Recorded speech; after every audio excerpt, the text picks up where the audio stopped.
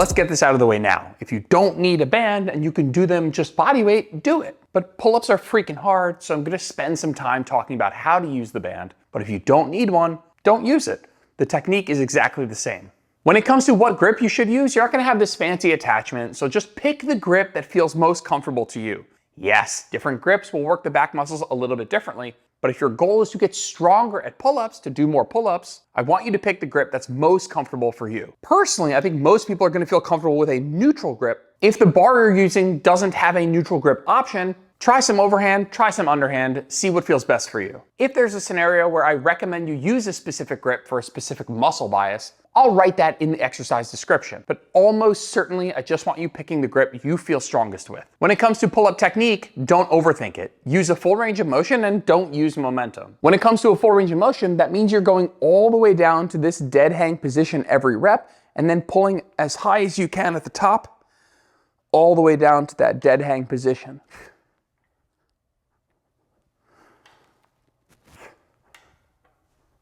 The biggest mistake people will make with pull-ups is just not going down all the way. With the utmost respect, these are not pull-ups. So make sure you're going all the way down and all the way up and you're good to go. And the second part is to just not use any momentum. You want the target muscles to do the work. Using momentum might look something like this.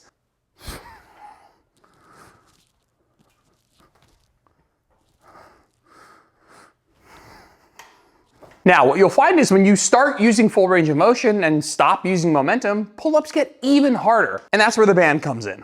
I'm gonna show you 3 ways to use the band for assistance, and I genuinely don't care which one you use.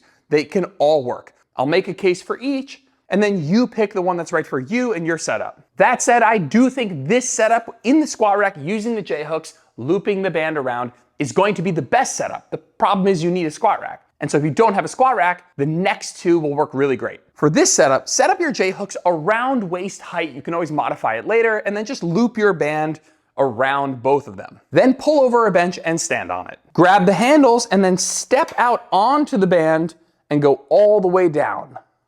From here, pull your way all the way to the top, and then using full range of motion, get all the way to the bottom.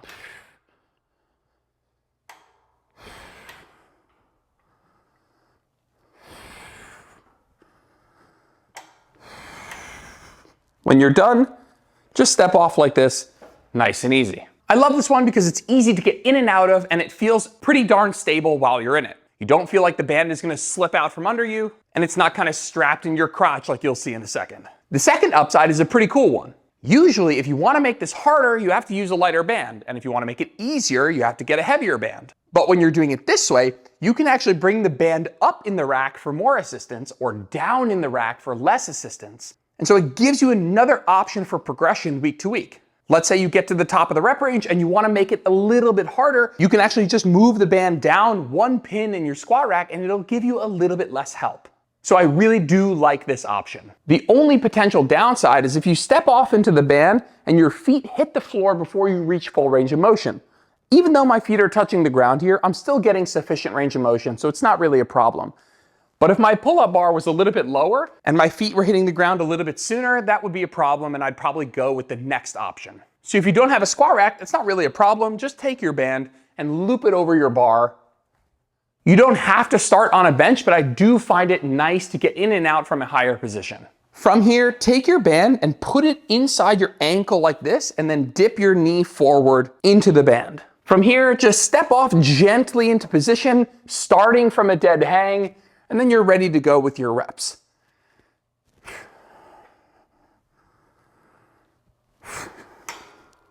When you're done, just step out and be careful letting the band go. Don't hit yourself in the face. Yes, the band's kind of in your crotch for this one, but it is what it is. It's probably the next most comfortable. And the last option is kind of a combination of both. You loop the band over the top, and then you step into the band with 1 foot, and then as you drop down, you put your other foot in like this, and you have that same feet in the band feeling while the band is looped over the squat rack. While I really enjoy that one, I do think that some people are gonna feel like that band is gonna slip out from under you, and that might be a little disconcerting. If you feel like you need more assistance, you can always swap out the band you're using for a heavier one and you'll get more assistance that way. You can also add a light band on top and use 2 bands if you feel like jumping to the next band is such a big jump. And of course, to make it more challenging, you can swap out the heavier band for a lighter band, or if you're using 2 bands, remove one of them. If you are using this setup where you're setting up in the rack, I do recommend that you experiment with lowering the hooks and the band as a form of progression as you get to the top of the rep range.